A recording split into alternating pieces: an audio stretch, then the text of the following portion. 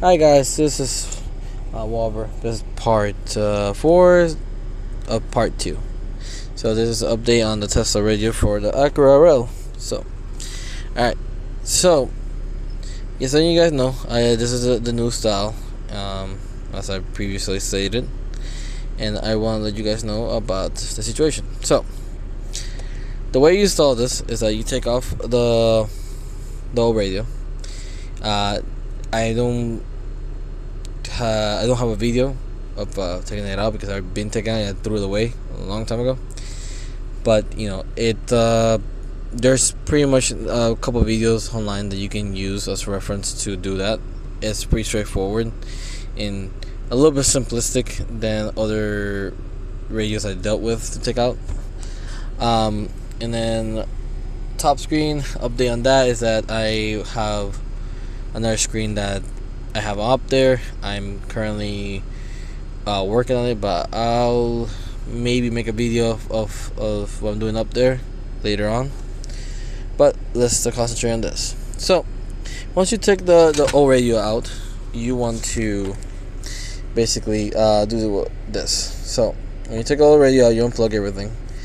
This radio you plug in before you plug it in. You first plug this in. There's a couple more harnesses that you plug in, but those are not important because those are the accessories.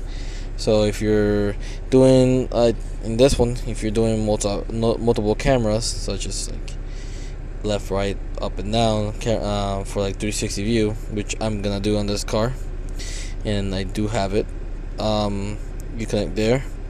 You have USB 2.0 and USB 3.0. And then here goes for the backup, which you will not utilize if you're using the 360. So then we got this. This is a CAN bus, or you can call it a communication unit or a decoder. Call it what you will. Is what makes it work. Without this, ain't gonna work. You have to mock up wires and all that stuff, which I've done previously in my other videos, and I don't suggest to do that unless you're stuck with the old version. Then I fully understand. Alright, so this thing comes with multiple plugs. It comes with a green plug that goes to the green plug right here, into white plugs that go into this. These are the speakers. These are the communication wires, and then this is for the sharing wire it has for the power. Okay, it shares, as you see right there, it shares power with the connection of the radio unit. Alright, and then this right here goes into first plug, which is, again, like I said, it's where the connection connects to the CAN bus. Now, when you do connect those and connect these, you don't want to forget to connect these RCAs. It has to be audio out. The wire that says audio out to the RCA L and R, and then the subwoofer connection to the RCA in. Basically, follow the codes the color codes, and you should be fine. But make sure that these two are the audio out, not the audio in. Okay, there is such thing. Then you have your amplifier wire. If you decide to put aftermarket subwoofer, which I'm gonna do in this vehicle, that's a thing for later on. And then one will say, okay, so once you do that, hold on, I'm sorry, I'm doing this because I'm making sure that it's not touching, because it's a live wire usually. Once you finish that, you want to connect all the connectors that goes to the radio harness. To the radio, like that one right there, and this one, which is the second connector that goes to the harness into the CAN bus. So you want to make sure those wires are connected. Once you make sure those wires are connected, now you move on to this. So in this case, you're gonna connect the radio harness to the radio, the amp, I will call it the amp communicator wire connector, which, as you see, has a bunch of wires in there, and it has the speaker wires with it. And then you want to connect your antenna wire. And again, this is you still want to have your local stations, which I guess some people do. I understand that. And then somehow, in some reason, we have now this connector, which this connector goes to the button of the factory radio.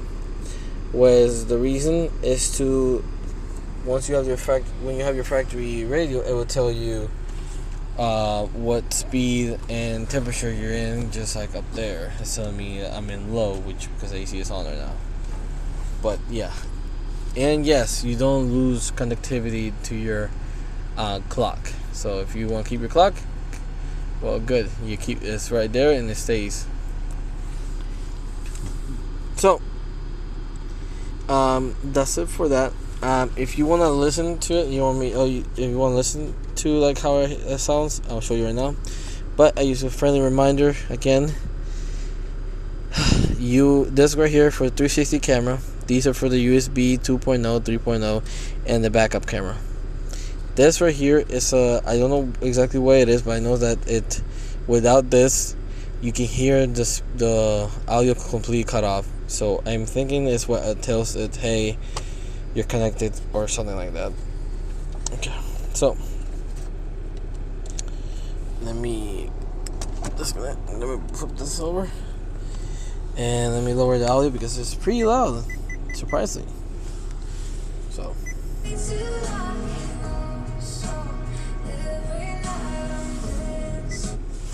alright, so I don't know if YouTube can do copyright or something like that, but that's long enough within the time frame limit. So there's that. It works smoothly. I'm completely in love with it because it works so much better than the previous one. The previous one, I won't say it's not garbage. It's still usable. It's just this one's less hassle. And if you do have this right here, this little icon, and you're wondering what that is, if you order this with a 360 camera, which by the way you have to request it. If you go to AliExpress, they will have it, but if you go to eBay, you're forced to ask the seller, and the seller will tell you to pay him through PayPal, which I did, and I received everything I asked for. He said for app, his English was limited, but it was still understandable. He said for app $10, for camera $60, and I was like, so $70. And he says PayPal business. PayPal friend and person, something like that. Basically so he doesn't get taxed. Then I got it. I can't show you nothing because I don't have any of the cameras connected right now. But yeah, it's pretty cool. I'm not gonna lie. Just remember, if you do have this, you need to do this. You gotta make sure you set your angle sets. And the biggest thing you need to make sure, you need to do you need to buy a it's like a cloth that goes on the floor, and you basically make sure that all these preset angles are perfect, so your 360 doesn't look distorted. Other than that, also, you might say, why there's an icon of a Mitsubishi Eclipse? Well, I'm gonna fix it. It comes with this. You can change it, but it requires you photoshopping RL and embedding it into it, because they don't have the RL at all. I went through all of them, and there is no RL, which is fine, because if you're very into photoshopping, you're gonna make this work without a doubt. So, yeah, look at that GTR. We wish. Alright, so now, everything works fine. I swear, this is great. As to the AC unit, that's right here. KB2. Do not use anything but the KB2. You will have better connectivity to the fan speed, because this right here does not have any fan speed control. As you see, it says 0, and you can do nothing. But that's fine, because as you got this right here, which is, nope, I want to keep it cold. This is pretty hot right here in Florida. So you basically press a button, but you can if it doesn't work, you use this, the factory little clickers to up and down. Alright guys, I hope this video helps. I'll be, if you are in the RL community, it's a lot of people that are very helpful. I really couldn't, I have to give props to a gentleman named, I'm not saying his full name, but I will say his first name is Paul, or Paul. He is the reason why this, I took upon myself to buy a second screen, buying the more modern one. The cost, oh yes, I need to touch that base. You're looking at about relatively almost $600 for the base model, with nothing, just the radio and everything working. All the way from what the max I've seen these go for, it's almost $1,300, and that is like 8 gigabytes of RAM, 128 gigabytes of storage, or 256, and panoramic view, while also having a SD card and SIM card dual reader. What else it has? And it also has, oh yeah, and there's one for like 1,400, which includes the front and back sensor for like the thing turned on if it detects like a car in the front, which is really cool. But again, this is something you can do later on point in time, by making a, like, basically a trigger a detector sensor, communicate with it, but probably cheaper. I have no idea. I'm not really into that. I'm more into just the 360 camera, which I did get. All in all, it's pretty good, man. I like it. 4 gigabytes of RAM, 64 gigabytes of storage. That's how much gigs this thing has. You don't need more than that. This is not some,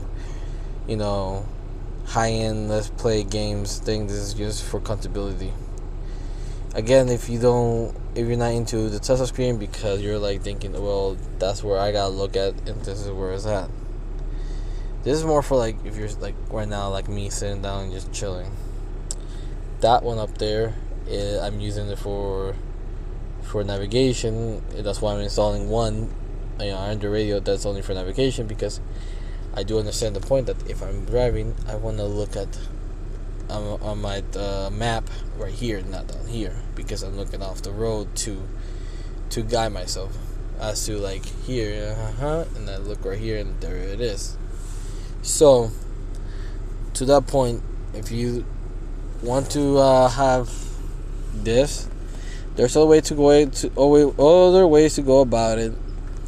There's a lot of modifications, such as like putting it under radio, that's CarPlay, the skinny ones, and then wire up to if you have a 2007 and 8 RL, wire it up to the EC, to your aux port, or you can splice into the the harness, and then have the radio detect, like you have like the XM on.